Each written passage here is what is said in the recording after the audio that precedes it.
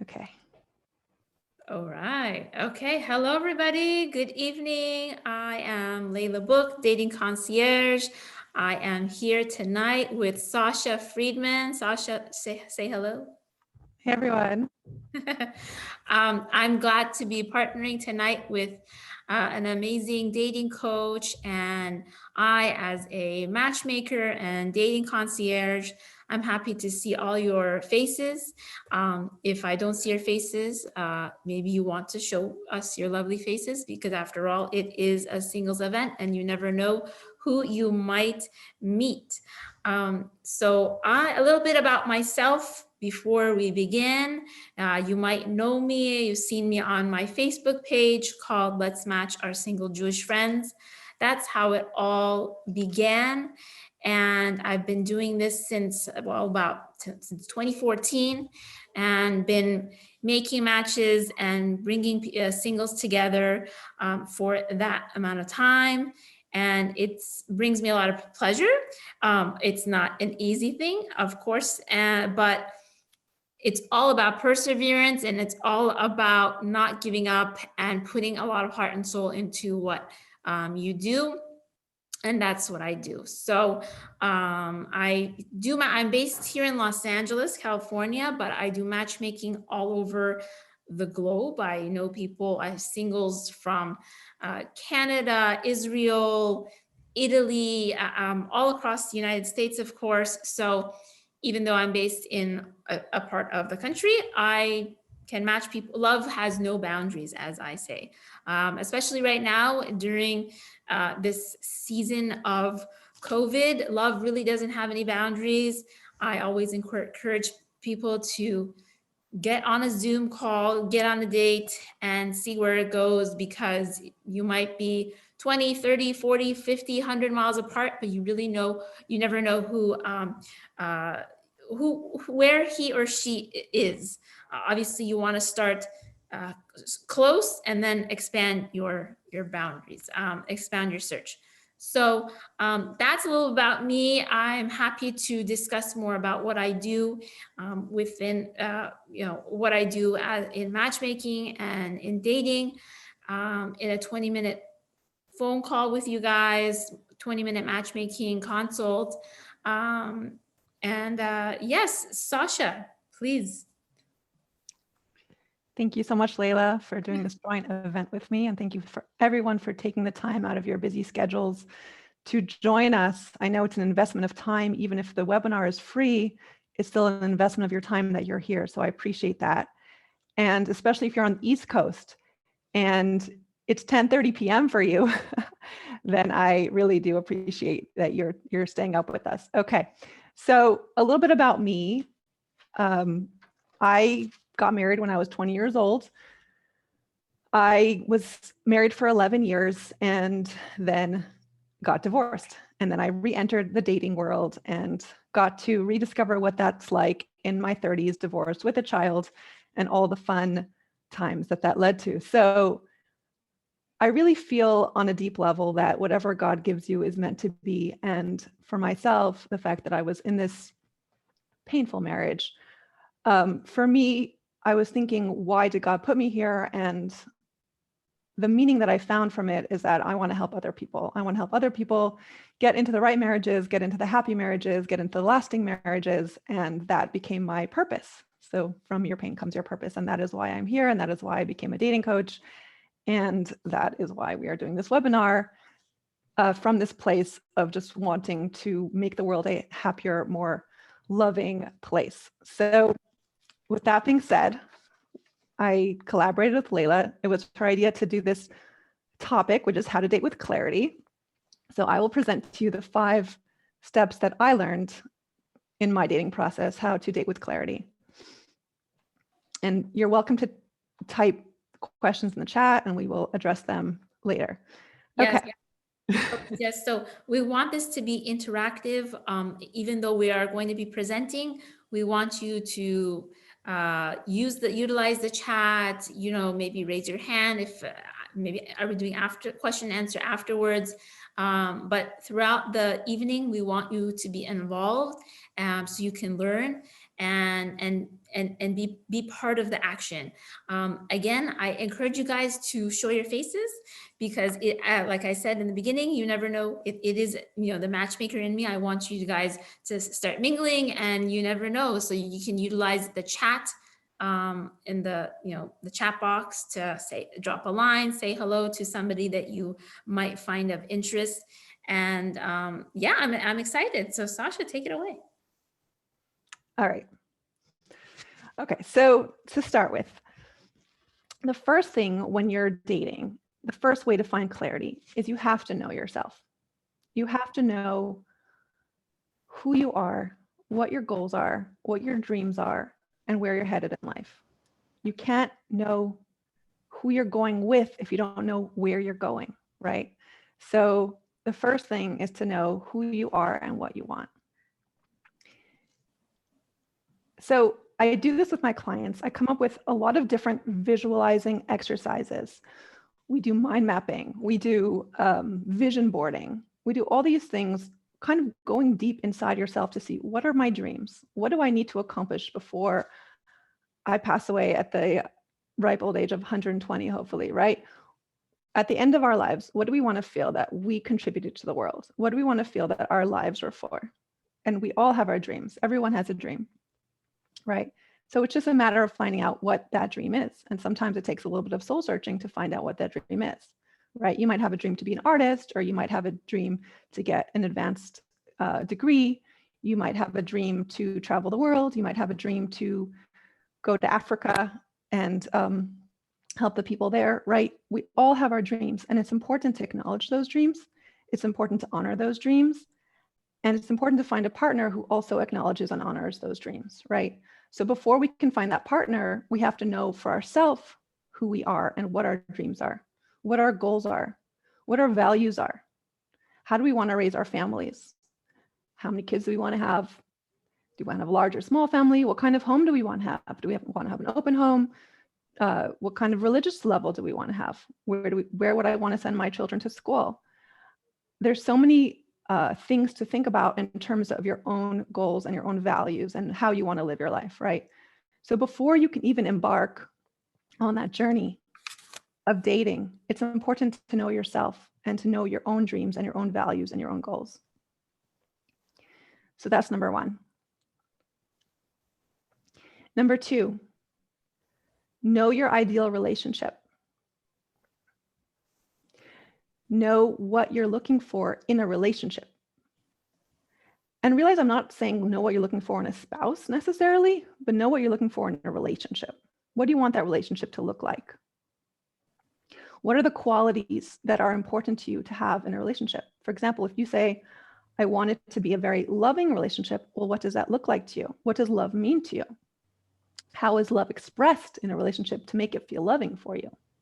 If your husband brings you flowers every Friday, does that make you feel loved? How are the qualities expressed in the relationship? If you say, I want to marry a kind person, what does that mean to you in the relationship? Because someone might be very kind to everyone else, right? They might be out doing all this kindness in the world, and you're saying, no, I meant kindness to me, right? So you want to think, how is that expressed for you in your relationship, right? So it's not just a matter of let's list a bunch of qualities and find a guy with all these qualities. You want to think, how is that going to be expressed for me in the relationship? Right. So one of the things I do with my clients is that we go through 3 categories. We go through something called the requirements, needs, and wants. So requirements are the deal breakers. Those are the non-negotiables. Those are the things that if you don't have those things met in your relationship, you would walk away. So most people have the same deal breakers in terms of they don't want someone with addictions, they want fidelity and monogamy, there's no abuse. Those are kind of like the obvious, but then go a little bit deeper. What are the things you absolutely need or you would walk away from a relationship, right? Maybe it's a sense of emotional connection. Maybe it's trust, honesty. Maybe it's humor, right? People have their things that they absolutely need 100% or they cannot be in the relationship anymore. The relationship will end if they don't have those things. So you need to know what are those requirements for you. And everyone has about usually 8 to 12 requirements.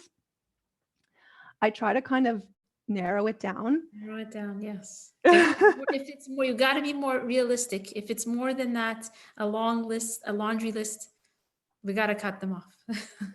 Yeah, I try to narrow it down to like 6, let's say. And even with that 6, you want to know what are your top 3. But the important thing is, at the end of the day, it doesn't matter. If those are your non-negotiables and you know yourself, then those are your non-negotiables, right? I'm not there as a coach to tell you, oh, no, that doesn't seem like a non-negotiable, right? I'm there to support you and say, okay, if that's really, really important to you, let's define that and let's keep that there. And maybe it will change in the future, but understanding where people are at and respecting where they're at. Right. Stay realistic though, guys. We're gonna have the 2 sides here, the idealistic and the realistic. Yes, yes. Yeah, I mean, it makes sense that if you don't want somebody who's has anger issues, who drug abuse, alcohol, those are the obvious ones, and we'll let you, as a matchmaker and dating coach, we'll let you have that. But other things we'll have to talk about. So I guess my job as a dating coach is to support what the client wants, and your job as a matchmaker is maybe to give a little bit of a reality check. Yeah, I know. So Wake up call. Right. You're like, well, this is what's out there. And I'm Yes. like, no. You can use a more gentler approach, but I'm more reality. Come on, get with it. I hear you, but I want to just caution everyone because I know firsthand what it's like to be in a marriage that's very difficult. And to me, it's so important to know what are the things I really need to be happy. And that's why I don't encourage people to settle. I mean, I see what you're saying, Layla, in terms of being flexible. But if you're really giving up the deepest, most essential core of yourself to be with somebody just for the sake of being married, Not gonna work. you will not feel fulfilled. It will not work. Even if you stay married, it's not going to be a really fulfilling, meaningful relationship. So I encourage you to do some deep soul searching about what are those things, those core needs that you must have in order to feel fulfilled and feel happy. And I think that everyone absolutely deserves, to have that deep relationship. As far as, so I said there's the requirements, then there's the needs. The needs are the things that have more wiggle room. They might, but it will bother you every time that thing comes up. So maybe it's not a requirement, maybe it's not something you would walk away from the relationship, but it might bother you, right? So when you have unmet needs, there's 4 ways to deal with it. One is to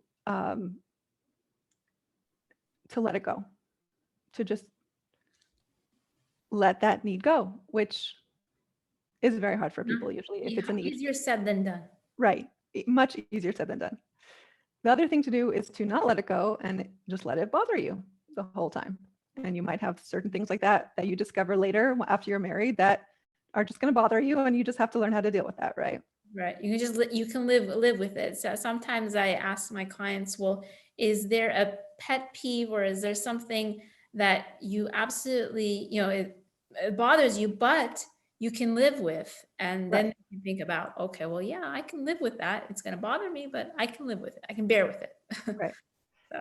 Then you have the third option is to negotiate with your partner and try to find some compromise where that need can be met. So for example, you have one person who's OCD about cleanliness and you have one person who's kind of messy, right? So the OCD person is going to be really, really annoyed every time there's a mess.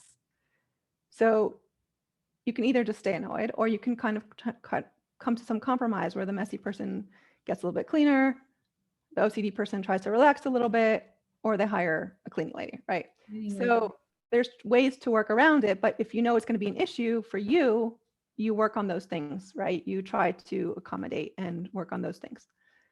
Yes. The fourth way to deal with an unmet need, if it's really an unmet need that you've tried to negotiate, you've tried to let go, you can't, it's bothering you too much. The fourth way is to leave the relationship, which obviously we're trying to avoid getting into situations where you would want that to happen. So, but those are just the four ways to deal with needs that are unmet. Okay. We have some EF initials. It says, can you give an example? Was it an example of just like how we can be more realistic? I think we're just going back, let us know what you were referring to. Um, but Sasha, you were saying like your ideal, like what would be a perfect day? You can visualize a perfect day with your partner. How can you really do that? Like can you really visualize what a perfect day would be, or is it good to visualize something in Right. your head so you can foresee it and expect it? Right. Okay. So I'm just going to just finish this thought, Yes. the requirements, wants, and needs, right? So we have the requirements, the needs, like we talked about, and then we have the wants. The wants are like the cherry on top, right? Those are the things that like you're not requiring or needing, but you would enjoy them, right? It would just add more enjoyment into the relationship. So those are the three categories that it's important to discuss. All right. And that's what I do with my clients, is also helping them clarify all those different categories. And things can change along the way. And on your dating journey, things can shift into different categories, but it's kind of good to start out with that clarity. Okay. Okay, So in so terms of the perfect day, okay, so what most people have a hard time imagining the perfect marriage, their ideal relationship. They have a hard time really conceptualizing what that would look like, but they could maybe envision their perfect day with somebody. And this is one of the visualization exercises I use with my clients, is that we lay out the perfect day. What will it look like from start to finish? uh-huh. How will you wake up? Where will you be? What kind of house will you be in? Describe it to yourself. Can you feel it? Can you feel all the different senses? You know, the light coming into from the window, cuddling with your spouse in the morning, um, or your partner. You know, feeling like the warmth of the cover. What smells do you smell? What do you hear? What do you taste? Right? Like really be in it. Visualize from morning till night. What will that day look like? What's the perfect day in your ideal life? Right? With your partner. Right. So what kind of food are you eating? Where are you going? What are you doing? What kind of work are you doing together? What's meaningful to you? What kind of household children do you have together? Just imagine from morning till night, what would that perfect day look like? And for everyone, it's different. You know, with my clients, I've heard like, I would be going to the art museums, and someone else would, you know, say, I would be teaching Torah classes or whatever it is. Like, what are you doing from start to finish? And that, and really envision that. And that's a bit of also law of attraction, when you really kind of like embody that future idea of what you want and feel it, and go through all the senses, and take maybe time to just close your eyes and let it sink in a little bit, Yeah, right? And then you can kind of get a sense of like, what kind of partner would fit into that ideal life for that's me. great. That's a great method to use. Thank you. All right. So okay, so but going back, EF was saying how to determine what's a non-negotiable. There's so many. How to narrow it down to figure out what's most important. I think it really. I mean, I can, you know, I can take this question. You can also add to it. It really depends on what's really like Sasha was saying. Your wants versus your needs. Your needs are going to be more important than your wants. So you have to know what's more, you know, what is a need. If what's, you definitely need this in somebody, you definitely need this in your relationship. And if it's not there, then that could be a non-negotiable. Is that, what do you think, Sasha? I'm sorry. I've been reading the, the comments, and I was not. Do you want to do the comments later, or we can? Yeah, we can. Okay, I can just say, well, so say Dembitzer. I'm sorry if I'm not pronouncing. Definitely. Yeah. He says presumably harder to visualize in second marriage when both spouses are bringing diverse prior relationship and competing forces into the marriage. Sure, yeah, because everybody has their own different experiences. It can be even from somebody who's not been married. Everybody has their own lives that they had before marriage and now. So it's all and then it all comes together. Isn't it amazing? All right. Okay. Go ahead, Sasha. Right. So I'm not saying, Naftali, I'm not saying that just because you visualize something exactly, that's how it's going to turn out in reality, right? No guarantee. But just to get a sense, of what's important to you and what your ideal future would look like. Yes. I'm not saying that it's going to magically end up this way, but at least to start with a bit of a vision, right? And there are stories about people who had that vision and then they actually manifest that vision, right? So it's okay to dream. It's okay to have ideals and hopes and dreams, right? And then you might meet someone who you didn't expect and you really click with them and you want to have that person in your life, even if it wasn't what you envisioned. But it's very helpful to kind of go inward and connect with that deeper dreaming self of yours. And it'll help you attract the right person because if you don't have a vision, if you don't have anything to build upon or something to think about, like, well, this is what I want, how are you going to get to your goal if you don't have that baseline? Exactly. If you don't know where you're going, Yes. how will you know how to get there and with How to whom get go? there? You need a path. Right. And with whom to go on that path. All right. Igor says, are you married now? I am not. I'm still single and dating. So I'm in the game with all of you. Right. I'm along on the journey with all of you. Okay. So the first thing was to know yourself. Number 2 was to know what qualities you need in the relationship, what you need, what you want, your non-negotiables. Step number 3 for clarity is recognize the red flags and the green flags, right? There's red flags and there's green flags. Yes. I have a lot of red flags for you and also a lot of green flags for you. Okay. So some questions to ask yourself to recognize the red flags. Would I want to spend the rest of my life with this person exactly as they are? Would I want this person to raise my child? Would I want my child to be exactly like this person? Do I want to rescue or help them because I see their potential? Is it that I love the way they look or their status and it builds my self-esteem to be with them? I can go on and on. I think I'm just going to send everyone a sheet at the end of this. All the participants, I'll send you That's great. a sheet of all the questions to ask yourself to find out if there are any red flags in the relationship. And of course, you're welcome to reach out to me for any specific questions you have about this. Okay. Do you notice yourself trying to change the person? Do you think that they're coming to you to rescue them from their sad life? Are you turning to them to rescue you from your sad life? Et cetera, et cetera, et cetera. So there's a bunch of different questions to ask yourself to check if there are red flags there for you. Okay. Any questions? No, I guess we'll do the questions at the end, you said, right? Okay. Green flags. Okay, here's some good green flags for you, right? Is he consistent or she? Does he take the lead and make plans? Do they remember the little things about you? Are they well-mannered? Do you feel happy and at peace with them? Does the person practice self-care? Are they self-aware, self-reflective? Do they have long-standing friendships? Empathy. Empathy is a big one. Vulnerable. Can they be vulnerable? Are they spiritual? Are they self-sufficient? Do they have healthy hobbies? Do they communicate openly? Do they honor boundaries? Do they have self-responsibility? Do they support your personal growth?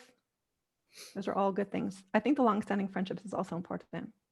I know when I interview people and research people, I want to know, like, who are your friends? Who can I talk to about this person to, get some references about them? And if they can't even come up with any good friends of theirs or any mentors or anyone who knows them, That's a red flag. For a long time, red flag. And I've made that mistake and it was a problem. There was this one guy I was dating. And we were speaking on the phone and I asked him for references And he said, "Why do you want references? We've been talking on the phone. Things are good. Why do you want references?" And I said, I want references, you know, it's okay for me to ask for references. And he said to me, "Well, I don't know who to tell you because like, what if they don't say good things? What if they hate me?" And I was thinking like, Uh, why would they hate you? yeah, he just told you up front. He saved you a couple Well, unfortunately, calls. I gave the benefit of the doubt, interviewed his references. They didn't necessarily have such good things to say about him. I still gave him the benefit of the doubt. I still dated him and it didn't go well. And it made me realize, yeah, I should have paid attention to the red flags, right? Right. So pay attention, keep your eyes open. Pay attention. Don't say, oh, it's going to get better. Oh, that thing is going to get better. It probably won't. Most likely it won't. So if you see a red flag, do not brush it under the carpet and say it'll get better, because most likely it's not going to happen unless that person really wants to make that change. Yeah. All right. So those are some red flags and some green flags. Also, some good questions to ask on a date. What do you do for fun? How do you spend your ideal weekend, your ideal Sunday, right? What does their ideal day look like? Does it match your ideal day? Do you have things in common, right? Where did you grow up? What was your family like? You want to kind of see what background they came from, how stable their background was. Not that you're judging people based on their background, but it gives you a little bit more information. And here's a funny question I thought. What's the most embarrassing thing that ever happened to you? That might help you see if they can be a little bit playful and a little bit vulnerable with you. Silly, yes, definitely. Okay.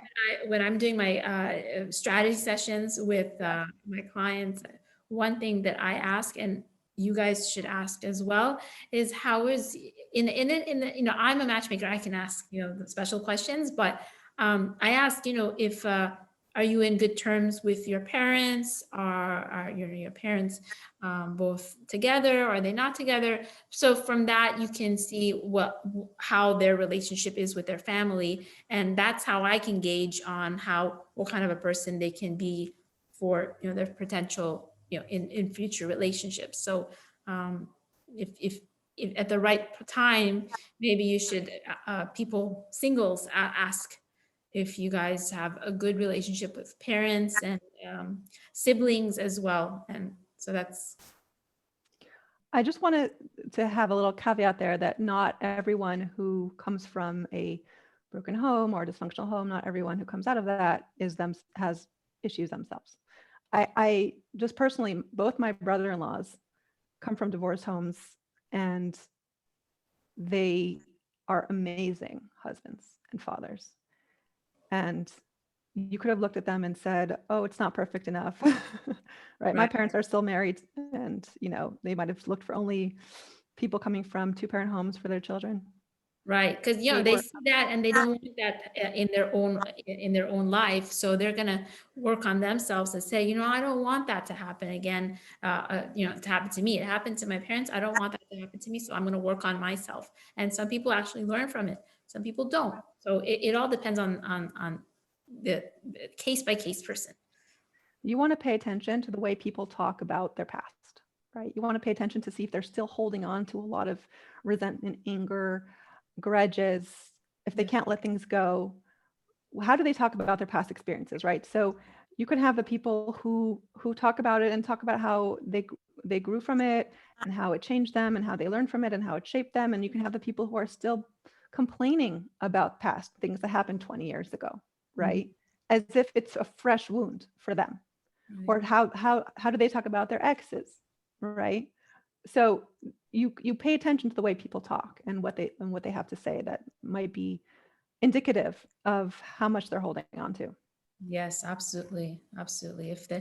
And one thing, if you're on a date, don't talk about your past relationships. I have been guilty of that. At least for the first date, but that's for another topic. I have been guilty of that too. I know. You also, for yourself, think, how are you showing up? on your dates? Are you also, holding on to your past baggage? Are you coming, complaining about things that happened in the past or whatever it is, like, or are you, just being very candid about how you grew and things like that? So think about yourself too, how you're showing up. Okay, so we talked about knowing yourself, knowing what you want, recognizing your red flags and your green flags.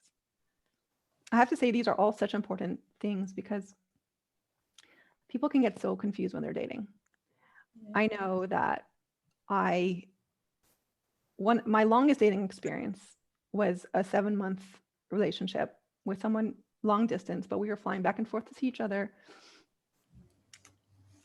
in that time period. And I couldn't understand what was happening. Like at the beginning, I really wanted him to propose to me, and he wasn't proposing, and he was supposed to move to LA and he wasn't moving. He was kind of dragging his feet. And then I was thinking, like, there's a part of me that doesn't really want him to find a job here. Like, what's that part of me that's holding back? What's that part of me that's like also hesitant, right? Why is this taking so long? Why is it taking so long for either of us to commit? And I realized I just didn't have clarity, and I was like desperate for clarity. I was asking everybody, all my friends, all my relatives. I wanted everyone to meet him and give me their opinion. I couldn't come up with like what was going on for me. Why couldn't I get clear? I even like paid money to like a energy healer to try to figure out what's going on with me. And then I got coaching actually, which gave me clarity just by me articulating for myself what I really needed and what I really wanted in a relationship, and realizing he doesn't match up. And it was all there inside of me. It was in there, but I didn't access it. I was asking everyone else, what do you think? What do you think? Right? Like, I should want to be with him because he's such an interesting person. And I could list all the good qualities about him. I could also list the bad qualities about him, but I wasn't matching that up to what I really wanted. So when I articulated what was really, really important to me, and then I saw, oh, no, that's not it. Is everyone muted? Okay. Some people are not, I think so. Okay. So if you can just mute yourself. Okay. All right.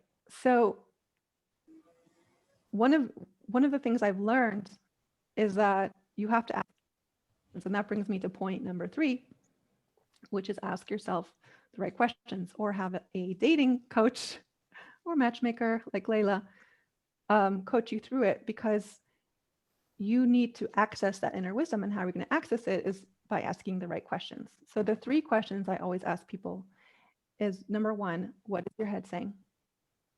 Right? What are your thoughts about this? Rationally, what are you thinking about it? Number 2 is, what is your heart saying? Like, how do you feel about this right now, right? Like, let yourself feel the feelings. Like, I'm not so comfortable right now. I don't feel like he's really paying enough attention to me, or I don't really feel safe. I feel like I have to work on eggshells a little bit with him, or I don't feel like he really gets me, right? Pay attention to your feelings. Listen to your gut. And that's number 3. What does your gut say? What does your intuition say? And that is the most important thing. When I've asked singles on Facebook, what do you wish had been different when you were dating the first time? They always say, I wish I listened to my gut. Yeah.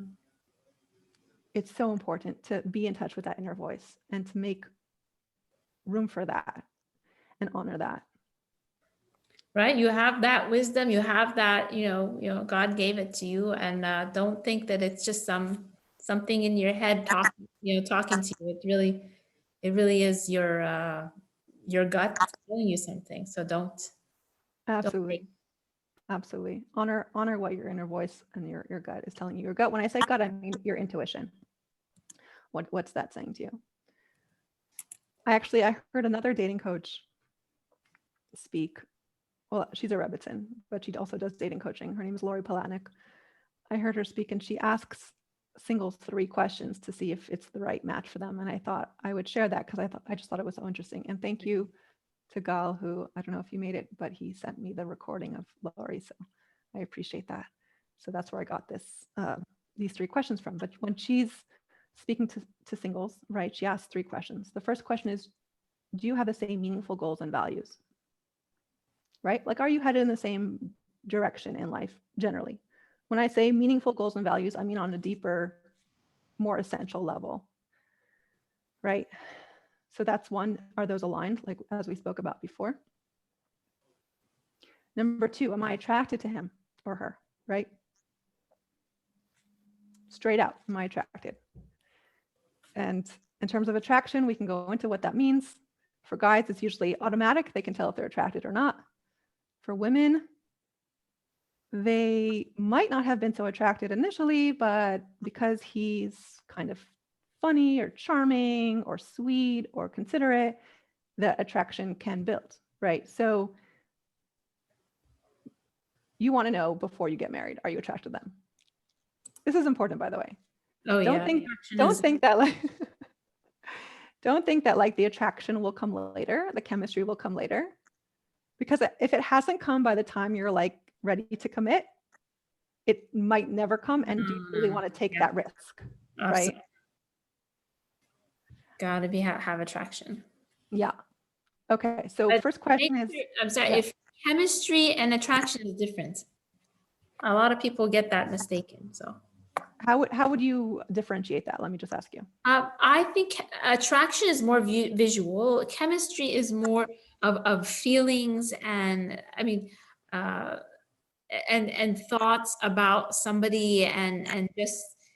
I mean, it could go both ways, but I feel that the attraction is more of like, you know, oh, he's my type, she's my type, and chemistry is more like, okay, I like his personality, I like the way we get along together.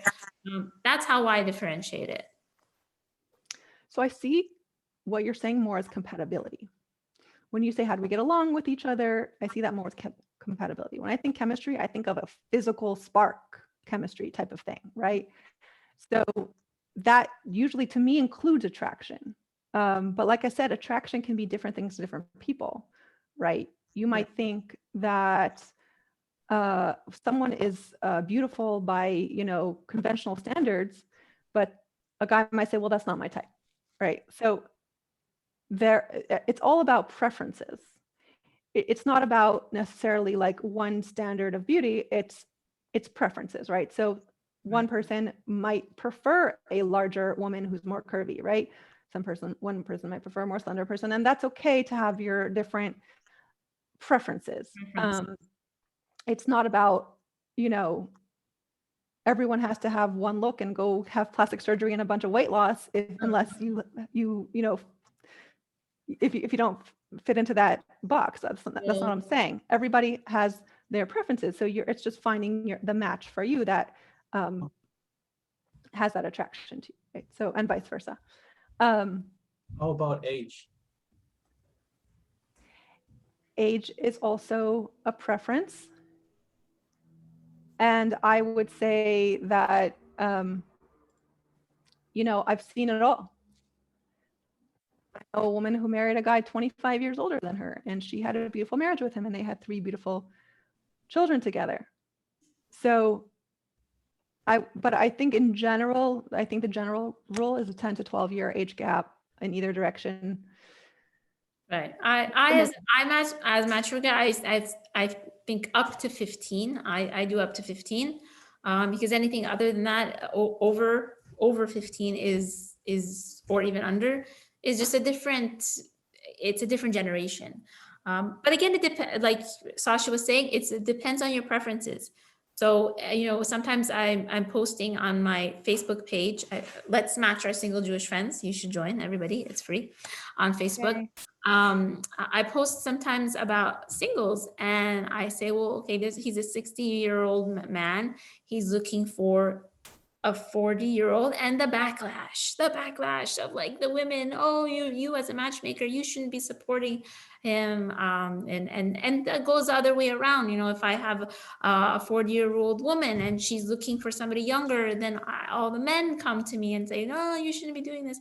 So it all depends on, don't shoot the messenger, the matchmaker. We're only trying to, you know, accommodate what our clients want. Obviously, we want to bring them down to reality, but again, age is just depends on your preference, and Yeah, I mean, I would say about- that How about if you're in love with somebody I'm who's 30 years younger? I'm really sorry, but let's stay on mute and just put your We questions will in get chat. Oh my gosh, I think I muted Layla.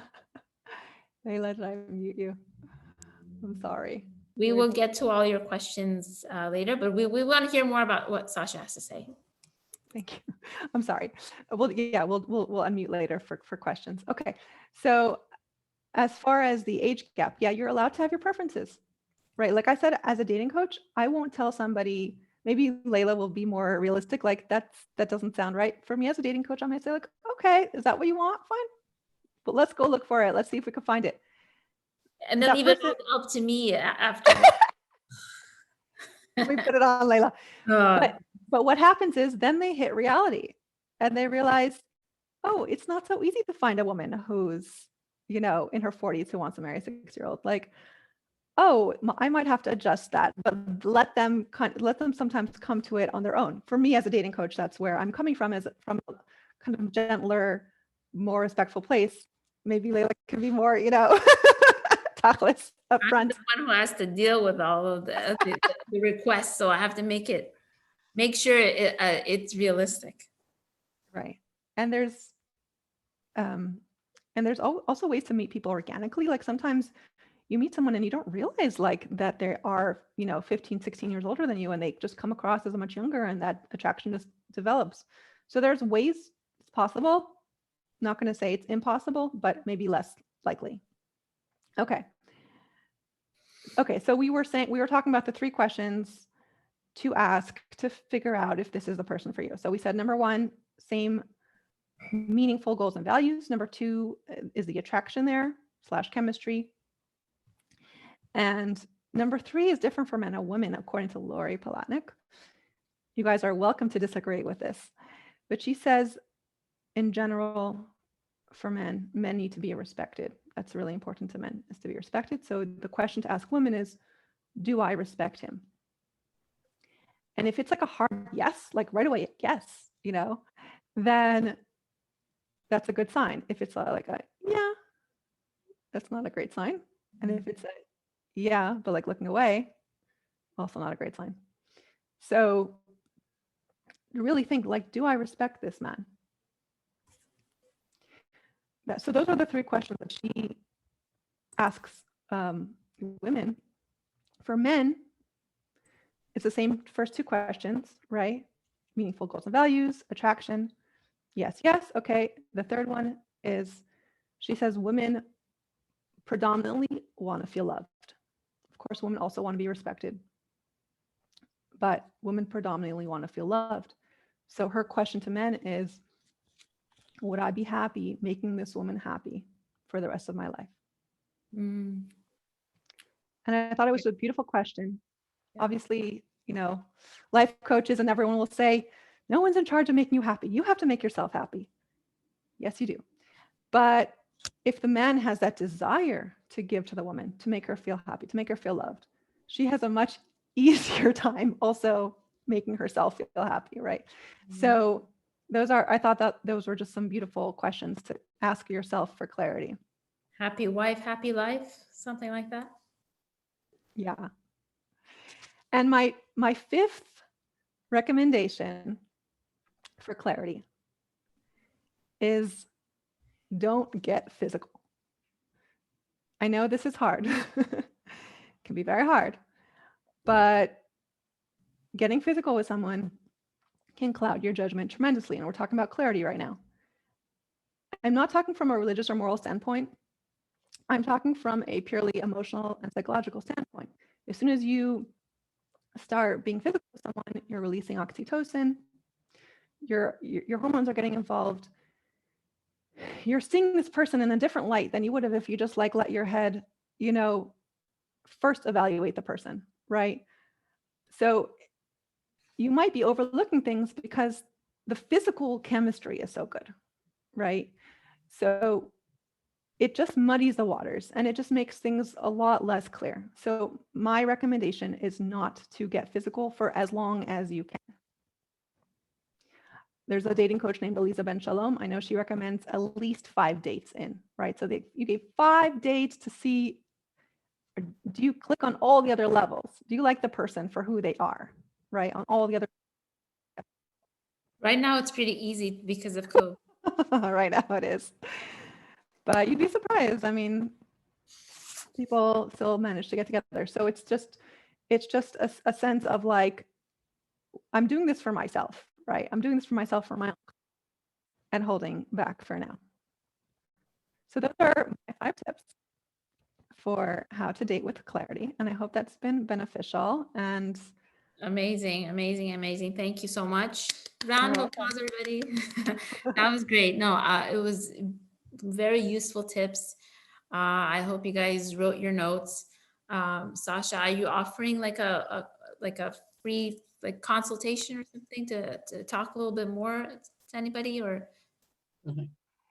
yes, so you can book a consultation with me. My website is happilyevenafter.co.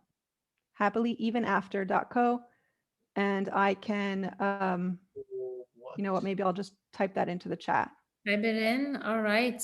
Well, that's great. I a lot of the things that it was funny because we didn't really go over what we were gonna say until like recently, and it's interesting because Sasha was gonna speak, and then a lot of the points that she's gonna say are kind of reflect about what I was gonna say. So I was telling Sasha, well, that's actually a good thing because that means what we both want to tell the audience really is of importance. So if I so I'm going to bounce off some of the ideas, and feel free to ask questions along the way. You can put in chats. I just want to add like 5 more points to give yourself a little bit more clarity, because dating it can get complicated. Okay, it never doesn't come with a guidebook. It is getting complicated. It has always been, but don't make it that way. Okay, Sasha gave some great 5 points. I'm going to give you a few tidbits on to make yourself more give you more clarity. So I always suggest to don't speak to so many different people. Okay, number one, if you're thinking for you're asking yourself for clarity, don't go to your your friend, your colleague, you're this, you're that. Pick one person. It could be a matchmaker, it could be a dating coach, it could be a mentor, but pick one person, because there's going to be too many cooks in the kitchen and they're going to give you advice, and it's just going to be chaos. Just like Sasha was saying, she had her relationship, she was asking this person, that person, until she went to the coach. She got clarity, because before then she was asking her parents, her siblings, or whoever it was, until she found only one person to talk to. She got the clarity. So definitely, too many cooks in the kitchen is not good. Of course, you want to talk it out and vent, but vent to only one person when you are dating. Okay. Sasha mentioned this, and I'm gonna repeat again. List your wants and your needs. Your needs have to be more important than your wants. So if you're dating and they don't check those boxes, time to move on. Time to move on. If that person doesn't check the needs in your relationship, in your life, it's time to move on. There's some I give my clients some pointers after a date, pre-date and post-date. So after the date, I always tell people, write down, what did you like about that person? What did you dislike about that person? And this can help you overcome like oh, I'm crazy over him, crazy about him, and she's amazing, but it's going to bring you down to earth. Okay. It's because, again, no one's perfect. You're not perfect. No one's perfect for each other. There will not be that perfect person. So if you're looking for that perfect person, it doesn't exist because we were not born perfect. We are not going to, in 120 years, we're not going to die perfect. That's why we're here. We're to work on ourselves. So, you know, and one more pointer, like if you're dating somebody, if you can accept them the way they are, then that pretty much that person is, you're on the right path of dating. So accept them. If you can accept them the way they are, then that person is good for you. So continue dating them. Okay. Number 3 is timing. So let's say I had a client, they went on a date last Sunday. Okay. They got, schedules came about. They they were going to meet during the week last week, and they didn't. So they were going to meet. So yesterday they were supposed to meet.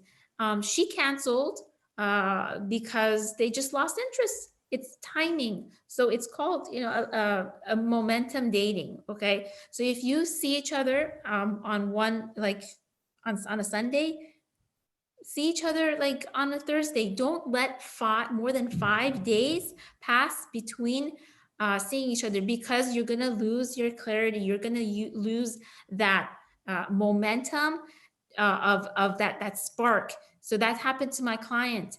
They lost their interest, and also because this is another thing, he couldn't really he was in contact with other people who had COVID, so that's another thing, he couldn't really go and meet anybody. But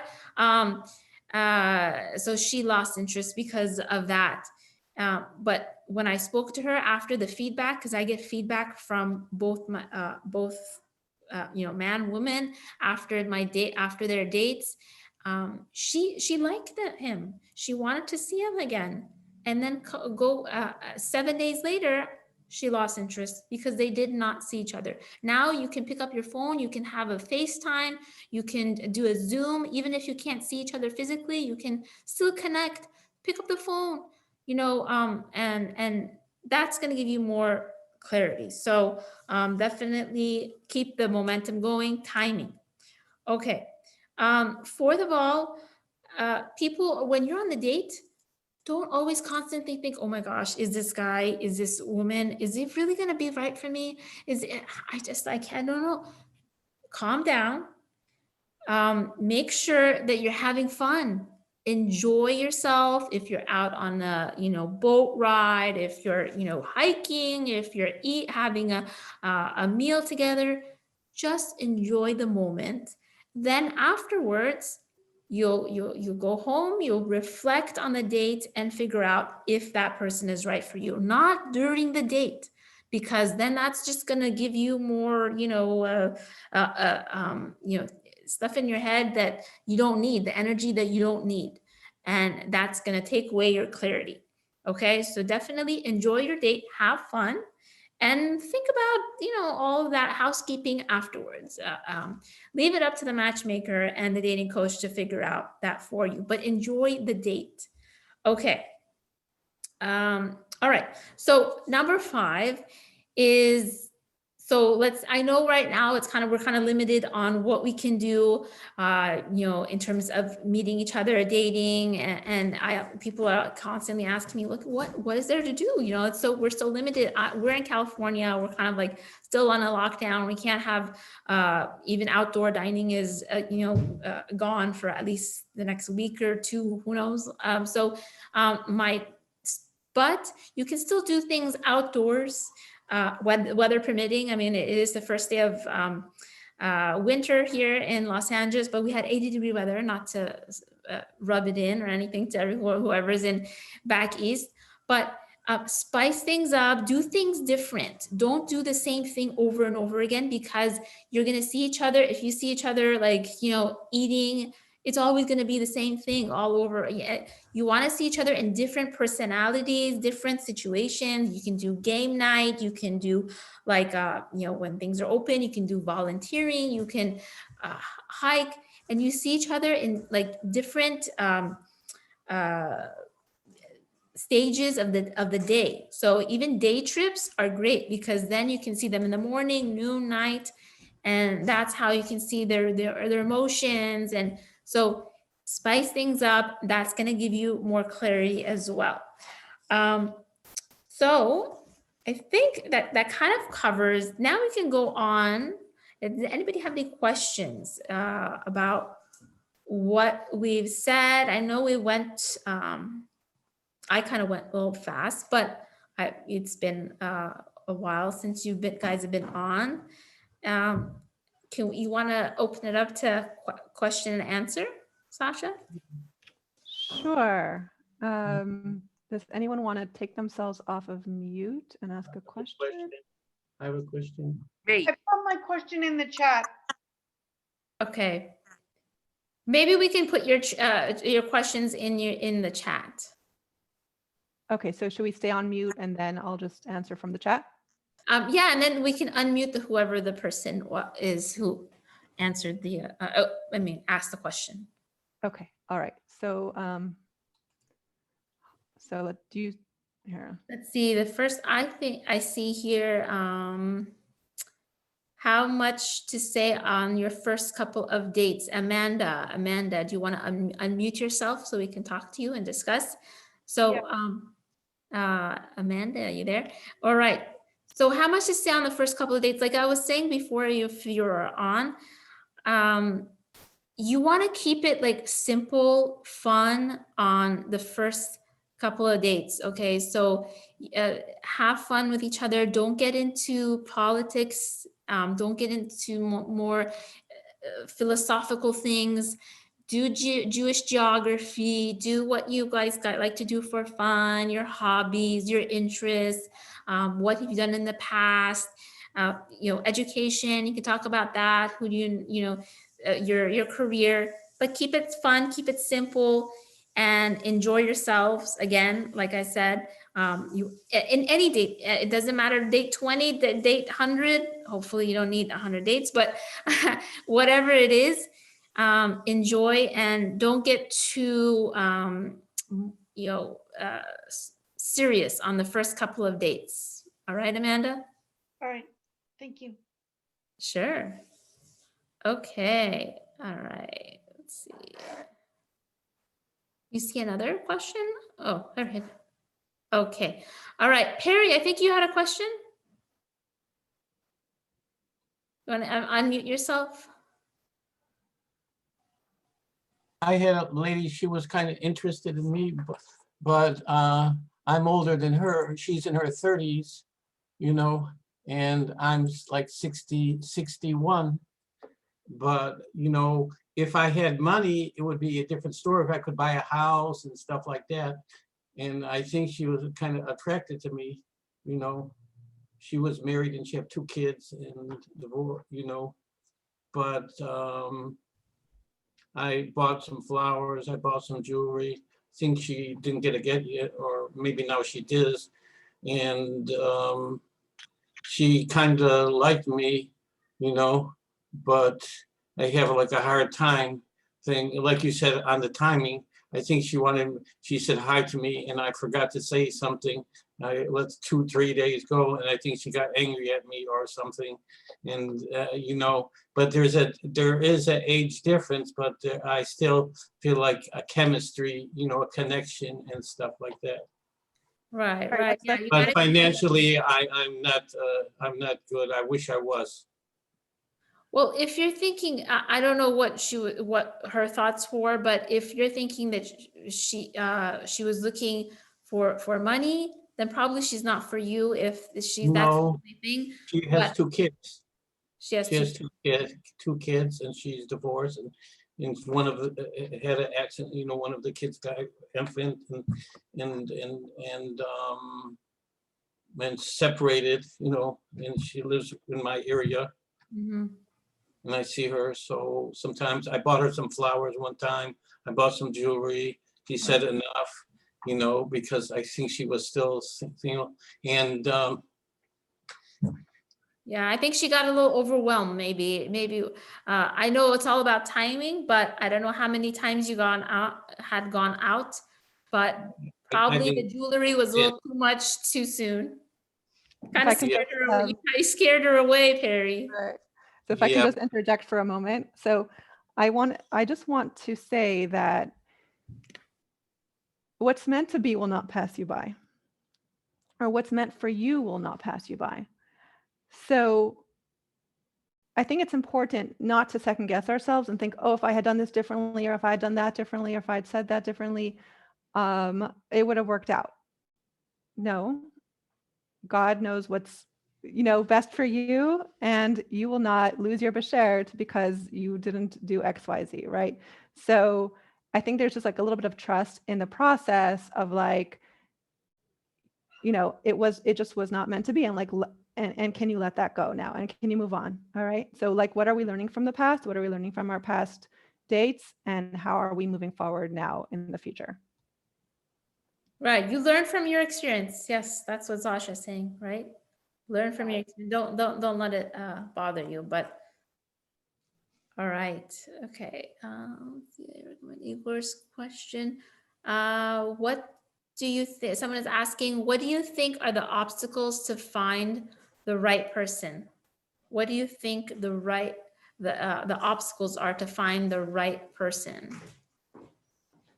Okay. Do you want to unmute yourself? Whoever they send me a private question, but do you want to unmute yourself? Okay, maybe not. Mrs. Book, Yes. I wanted to ask you a question. Oh yeah. How Well, we were still asking the last question was what do you think are the obstacles to find the right person? Sasha, do you want to? Sure. Okay. So I think sometimes you just have to put in the effort, and you have to be willing to put yourself out there, right? So it's a matter of kind of looking within and saying, what's holding me back? What's stopping me from putting myself out there, right? I'm just going to pin myself here. Okay. So everyone has their own things that are holding them back, right? They might have their own insecurities. They might have their own fears. They might have their own limiting beliefs, right? For example, a woman might think the man has to just find me. I'm not going to go out there looking for men. He has to find me, right? Everyone has their beliefs that are preventing them from finding their beshert. Some people might be shy. They don't want to put themselves out there. They don't want to post on social media and let people know what they're looking for because they're embarrassed. They don't want to seem needy. They don't want to seem graspy, right? So it's a lot of it's identifying in yourself what's holding you back. Another thing is people don't want to get hurt. They don't want to feel heartbroken. They don't want to feel rejection. They don't want to feel rejection, right? People are held back because of their own fears. So one of the things I suggest is get really comfortable with all the feelings, right? You're gonna experience rejection. You're gonna experience heartbreak. You're gonna experience disappointment, but you'll also experience the joy and the excitement and the fun, right? So that's part of the roller coaster. Right. So just you have to be open to all of it. And maybe I'll do another webinar in the future about how to get over somebody. Yeah. That's a whole journey in and of itself. But there's so much you learn about yourself along the way in terms of your resilience and your strength and your capacity to heal and all that. So be open to experiencing all of it. As far as the practical things of what might be holding you back from finding your beshert, sometimes it's a matter of networking and really treating your finding your spouse or finding your partner the way you would find a job, right? Like if you were looking for a job, you would do everything. You would post on Facebook, let people know what you're looking for. You would be part of all the groups, all the networking groups. You would be in WhatsApp groups. You would be posting your resume in different places, right? You would really be making an effort because your livelihood depends on it, right? So are we really pursuing this biggest decision of our lives, who we're going to spend the rest of our lives with? Are we pursuing it with as much effort, exactly, as we would with other areas of our lives? Or are we kind of just like holding back and being like, well, if it's supposed to be, if it's meant to be, it'll happen, right? So just look at yourself and see, what am I doing? What can I be doing? What more can I be doing to move this forward? Maybe it means reaching out to a shadchan or a matchmaker to see, what they recommend for you. Maybe it's being on different dating sites. Maybe it's changing up your photos. Oh, yeah. Maybe it's getting your profile optimized, which is what I work on as well. Maybe it's, being part of different WhatsApp groups. Maybe it's networking with all your friends. Look at the different areas that you can seek this person out.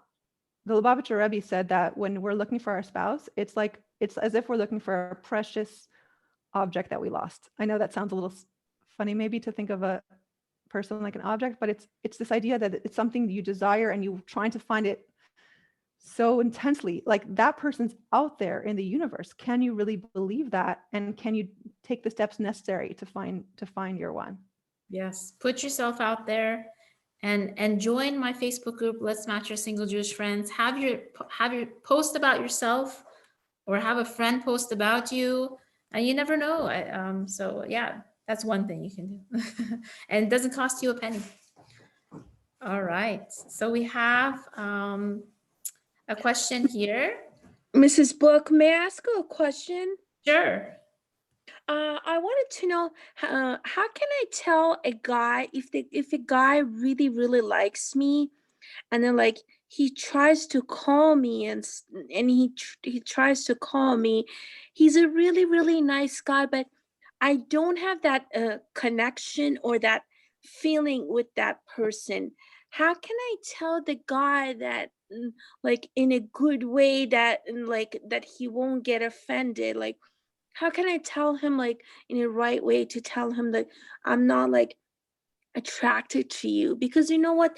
Sometimes it's like I feel like if I wanted to tell that guy, I would say like I would feel like scared a little bit to tell the guy. You know what I mean? Right. So you don't have any, do you have any interest in pursuing him, or you want to call it off? Mm, I don't, I want to call it off. It's like he constantly calls me. Like a couple of weeks ago he called me, and then he was like asking me, do you wanted to give us another chance? And then like I don't know, I'm like hesitant to what to tell him, you know? Okay, so it looks like you want to call it off. Yeah. If you want to be nice, you can just say, I really thought it through, but I don't think it's just going to work out between you and me. I really wish you the best. I'll definitely keep you in mind. Maybe I have a friend who would be a match for you, but between you and me, I don't think it's going to work out. And I really enjoyed our time together. Like because of the age difference, he's like almost like 60, Okay. and then I'm like 42. Okay, like we were talking about earlier, it depends on your preferences, what your age range is. Everyone's different.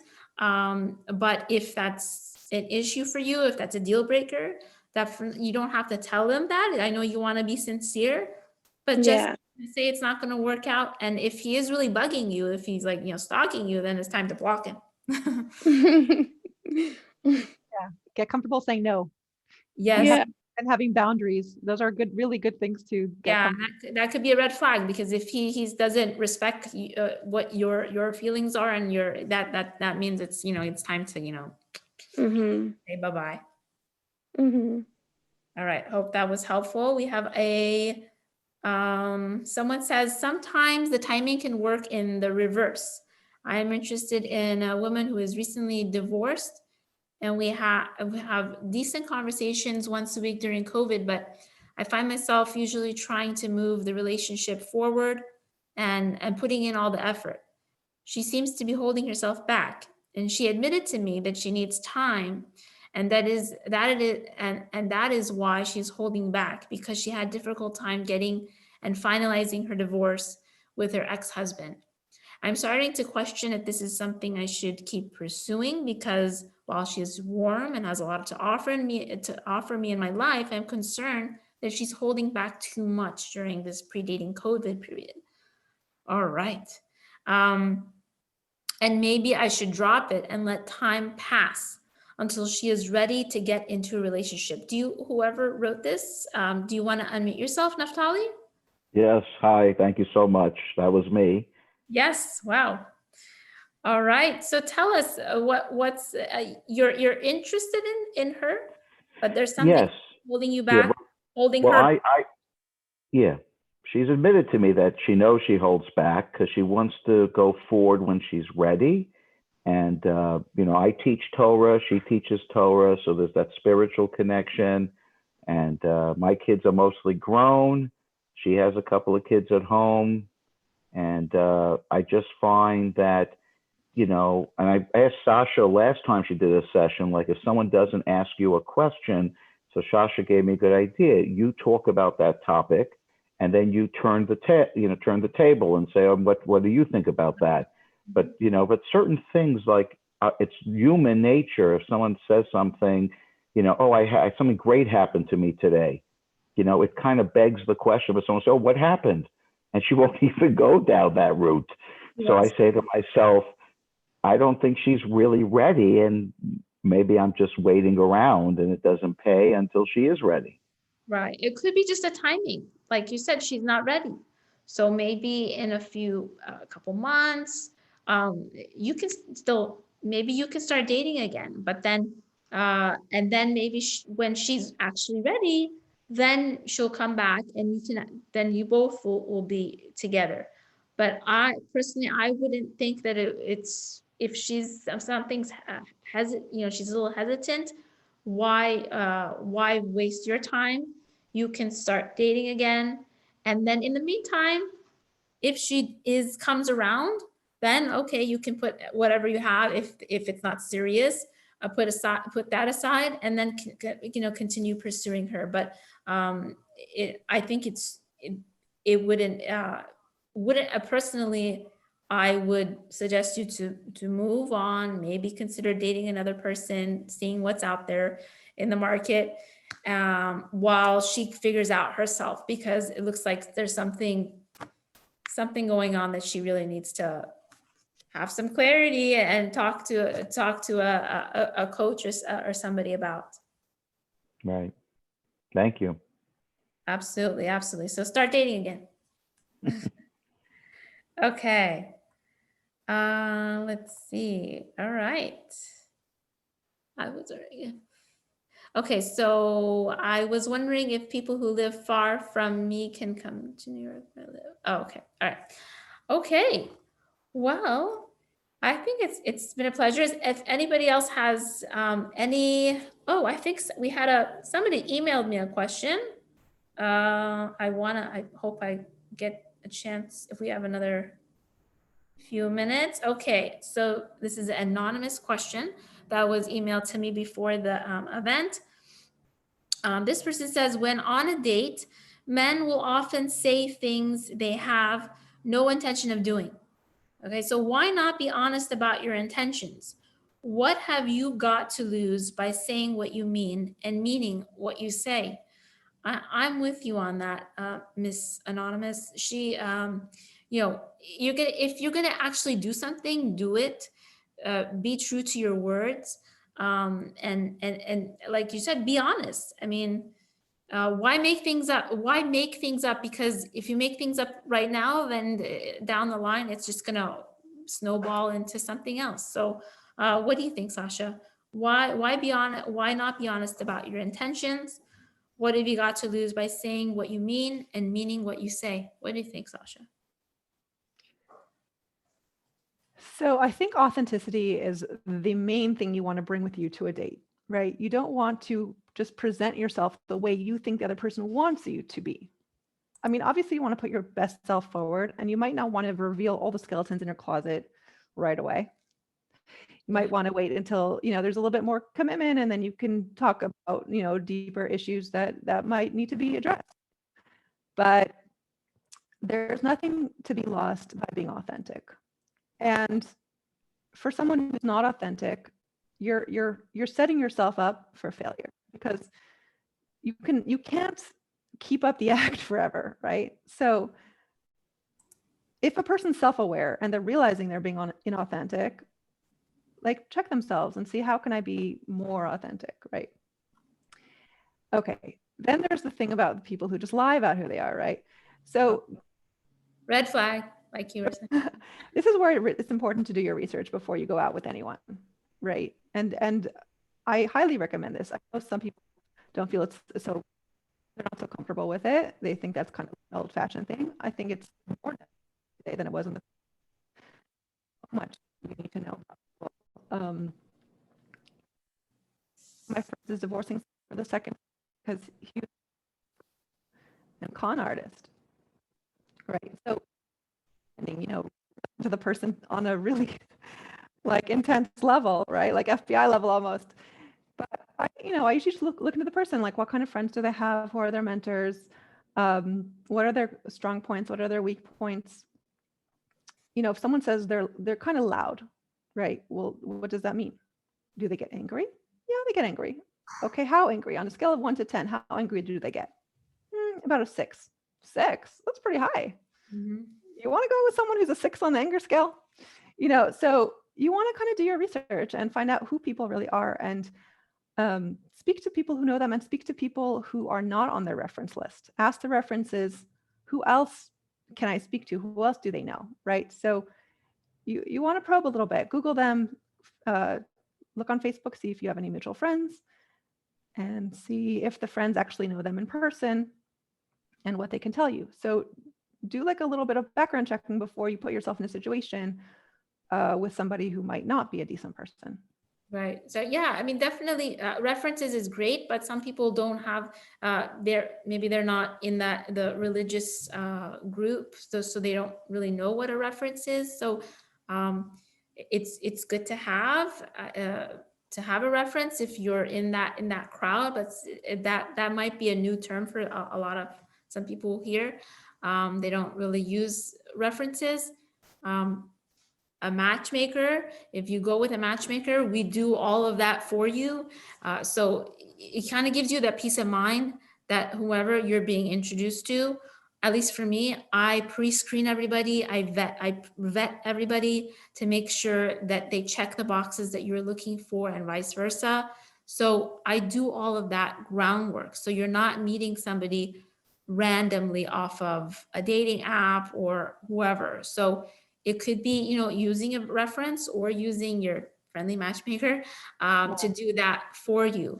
So definitely utilize that. I would say that is so valuable, Layla, that if you have a matchmaker that you trust, because doing the research yourself is very time consuming.